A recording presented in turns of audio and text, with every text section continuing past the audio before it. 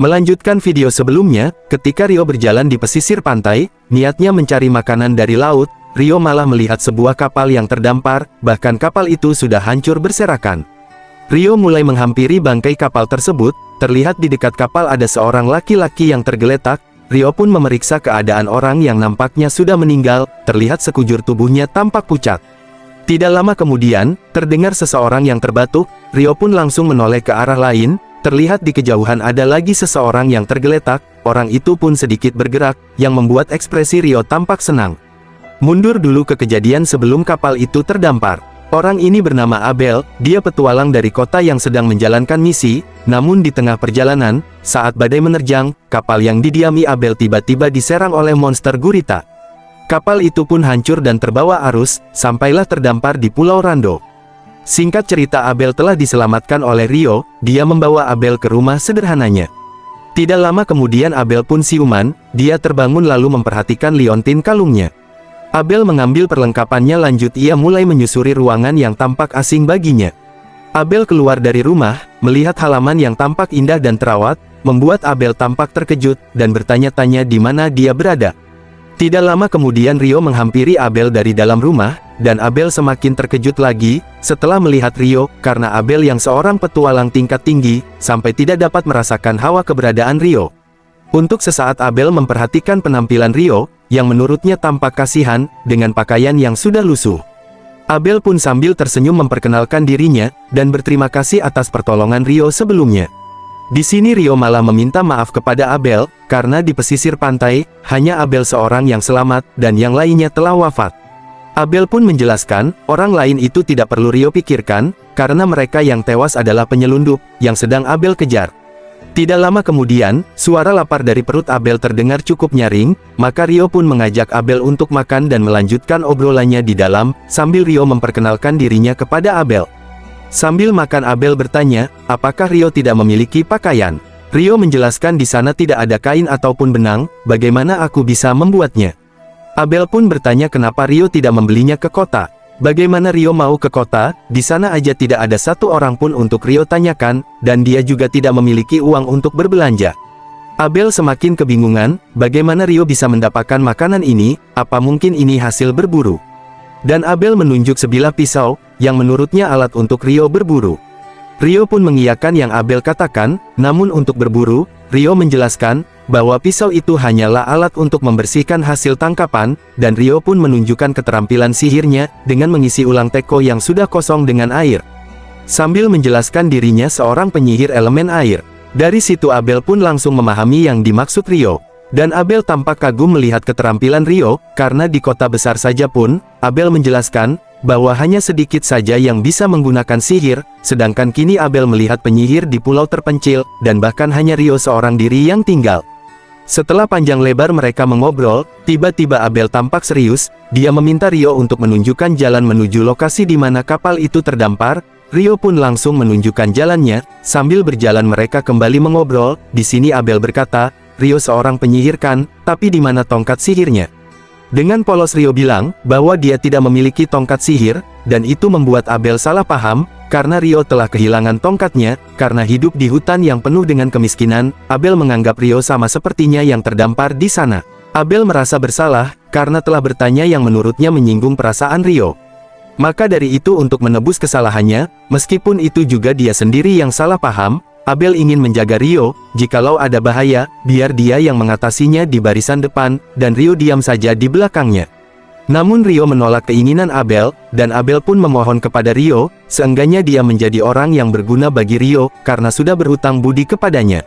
Akhirnya Rio pun mengiyakan apa yang diinginkan Abel. Singkat cerita, mereka pun sampailah di tepi pantai, dan Rio tampak kebingungan, karena jasad-jasad yang tadinya berserakan kini telah hilang di sana, dan Abel mulai memeriksa bangkai kapal sambil berkata kepada Rio, jika seandainya Rio tidak menolongnya waktu itu, mungkin dia pun akan mengalami nasib yang sama dengan jasad-jasad yang hilang. Dan di sini Rio menjawab perkataan Abel dengan sangat sopan, membuat Abel canggung, maka Abel meminta Rio untuk jangan terlalu sopan kepadanya. Abel merasa tidak enak bila orang yang telah menyelamatkannya, memanggil dirinya dengan nama kehormatan. Di sini Rio sempat menolak permintaan Abel, karena menurut Rio Abel lebih tua darinya, Namun karena kemauan Abel dan juga sedikit memaksa, Rio pun akhirnya menyetujui hal itu, dan mereka pun semakin akrab seperti teman yang telah lama kenal. Setelah sekian lama Abel memeriksa, dan mencari barang yang dia inginkan, namun tidak dia temukan, maka Abel pun harus segera bertemu dengan teman-temannya di kota, dan Abel mengajak Rio untuk ikut bersamanya ke kota Lune, yaitu kampung halaman Abel. Dengan alasan bahwa Abel tidak tahu daerah ini, maka Abel membutuhkan bantuan Rio untuk memandu jalan. と思います。そうか、腹をくくるか。なあ、亮も一緒に行かないか。 Rio pun berpikir sejenak, sampai akhirnya Rio menyetujui permintaan Abel. Dan Rio meminta Abel untuk berangkat besok, karena ia harus bersiap-siap terlebih dahulu. Abel pun sangat senang, dengan adanya Rio yang bersedia menemani perjalanannya. Singkat cerita, hari mulai senja, Rio berdiri di taman seorang diri, padahal niat sebelumnya, Rio ingin hidup santai dan damai di hutan, namun tampaknya situasinya akan berbeda sekarang. Malam pun semakin larut, Abel bertanya kepada Rio, yang terlihat dia akan pergi malam-malam. Di sini Rio menjelaskan, bahwa dia ingin berpamitan kepada mereka. Rio menjelaskan mereka hanya ada pada malam hari, jadi Rio akan menemuinya sekarang. Abel pun tampak bingung, karena Rio bilang di sini tidak ada manusia lain kecuali dirinya. Padahal yang dimaksud Rio mereka itu adalah Raja Peri. Singkat cerita, sampailah Rio di tepi danau tempat Raja Peri. Rio mulai berpamitan kepada Raja Peri untuk sementara waktu, lalu Rio berterima kasih atas pembelajaran dalam berpedang dan hadiah yang dia terima. Sebelum Rio benar-benar pergi, Rio pun menentang Raja Peri untuk berduel untuk perpisahan sementaranya. Mereka pun mulai mengangkat pedangnya masing-masing, dan Rio langsung menyerang duluan. Pertarungan tampak sengit dan seimbang, mereka saling jual beli serangan satu sama lain. Rio di sini semakin gesit dan kuat, namun tetap Rio tidak dapat mendaratkan serangannya dan dia berakhir kelelahan. Pertarungan pun telah usai, Raja Peri pergi ke tengah danau, dan Rio menundukkan kepalanya berterima kasih kepada Raja Peri.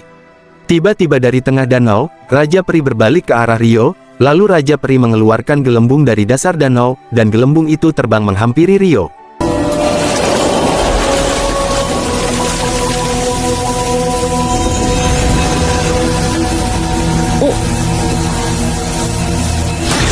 Di dalam isi gelembung itu terdapat sebuah jubah Raja Peri, yang sangat mewah dan berkilau. Rio pun menerima kembali pemberian dari Raja Peri, sambil tersenyum Rio sekali lagi Rio mengucapkan terima kasih kepada Raja Peri. ありがとうございます。大切に使わせていただきます。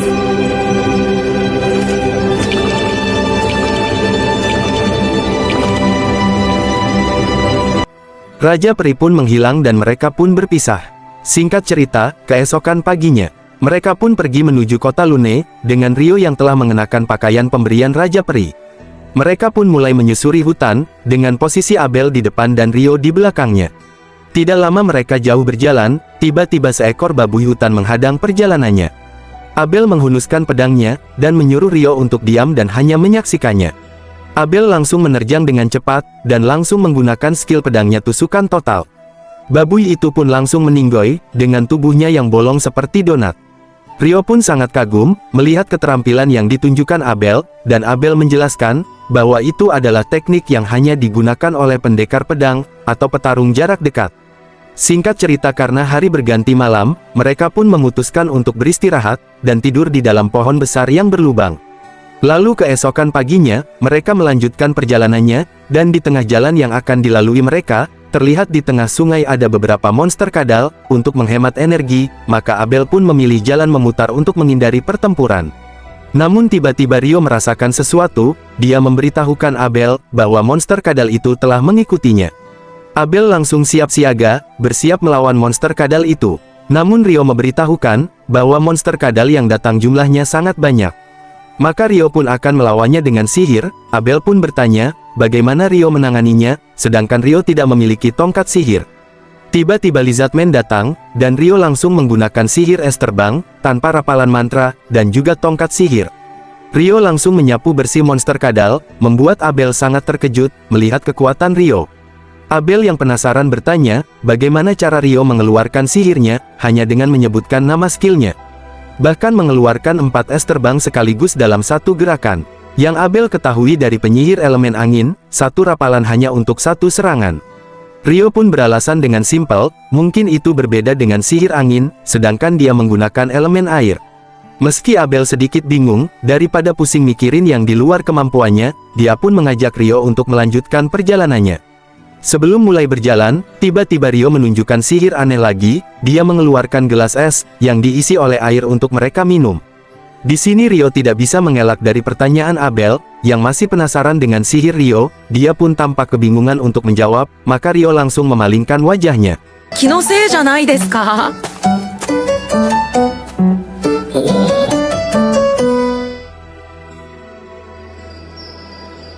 Singkat cerita, setelah mereka melewati hutan lebat, Abel memberikan koin yang menjadi mata uang kota Lune.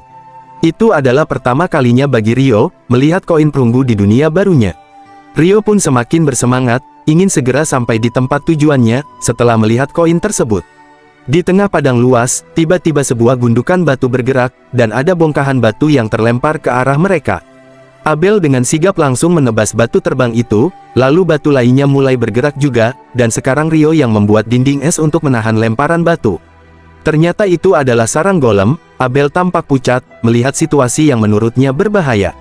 Abel pun langsung menerjang ke salah satu golem yang mengepungnya, dan dia berhasil mendaratkan serangannya, sampai golem itu bolong. Namun golem itu langsung meregenerasi lukanya dengan cepat, dan Abel mundur ke dekat Rio, dengan memanfaatkan pijakan ke tubuh golem. Abel memberitahukan Rio, percuma menyerang mereka, setiap luka akan tumbuh kembali. Di sini Rio tampak bersemangat, dia ingin mencoba skill barunya yang sedang ia kembangkan. Tiba-tiba saja Rio memunculkan kubus es raksasa dari atas langit, dan itu langsung menghancurkan golem yang tertimpa. 質量兵器って怖い。亮、 Abel sangat terkejut melihat skill aneh lagi dari Rio. Lanjut Rio mengeluarkan lebih banyak lagi kubus es raksasa, yang langsung menimpa semua para golem, hingga rata dengan tanah. Terlihat di bagian tubuh golem terdapat batu sihir berwarna kuning keemasan, saking besar dan warnanya cerah, Abel pun baru pertama kali melihatnya. Dan Rio berinisiatif untuk mengumpulkan batu sihir itu, sebagai harta rampasan untuk dijualnya nanti di kota. Singkat cerita, Rio dan Abel mengintip monster kuda Nil yang sangat besar sedang tertidur. Lalu tidak lama kemudian, gerombolan Wyvern bermunculan. Kuda Nil raksasa pun terbangun, merasakan kehadiran makhluk lain yang tidak diundang. Mereka pun bertarung satu sama lain, dan hanya dengan sekali raungan dari kuda Nil, para gerombolan Wyvern langsung tumbang berjatuhan.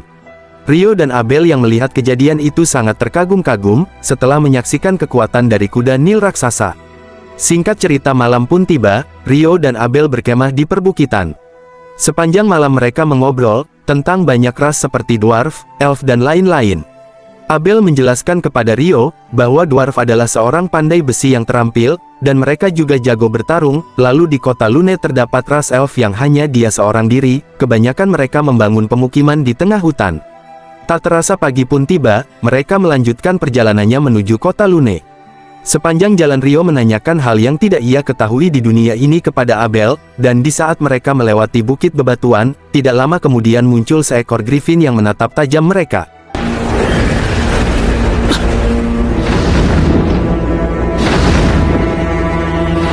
Abel melihat monster itu wajahnya langsung pucat dan berkeringat dingin, karena level griffin bagi para petualang, merupakan ancaman yang bahkan butuh minimal 10 orang rank A untuk melawannya. Rio yang paham situasinya, untuk tidak menimbulkan pertarungan dia melemparkan bekal makanannya ke udara, yang langsung disambar griffin itu. Setelah griffin itu pergi, mereka pun langsung dapat bernafas lega.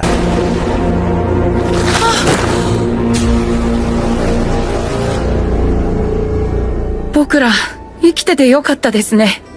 全く同感だ。 Lanjut Abel dan Rio mulai berjalan kembali dengan tenang. Rio melihat Abel yang tadi sangat ketakutan, setelah berhadapan dengan Griffin, maka dia membuka pembahasan bahwa tidak mungkin mereka berdua dapat mengalahkan Griffin tersebut. Abel pun mengiyakan perkataan Rio, lalu Abel menjelaskan, sudah sangat lama sekali makhluk seperti Bahamut atau Griffin tidak terlihat di mata manusia, jadi sangat jarang orang bahkan belum ada lagi yang pernah bertarung melawannya. Selagi asik mengobrol, Rio merasakan ada sesuatu di balik bebatuan yang akan dilaluinya. Mereka pun mengintip, dan benar saja, di hadapannya 2 ekor Wyvern yang sedang memangsa buruannya.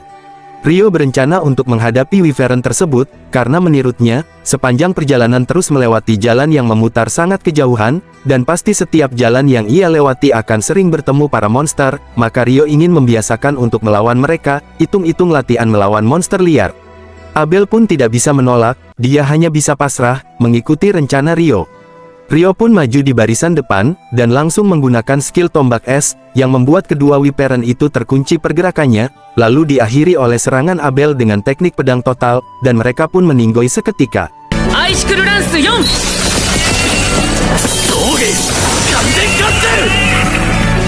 Tidak lama kemudian Wyvern lainnya bermunculan dari balik bebukitan, langsung menyerang Abel. Di sini Abel berhasil menghindar, karena posisi Wyvern itu jauh di udara, membuat Abel kesulitan untuk melawannya, karena Abel tipe penyerang jarak dekat.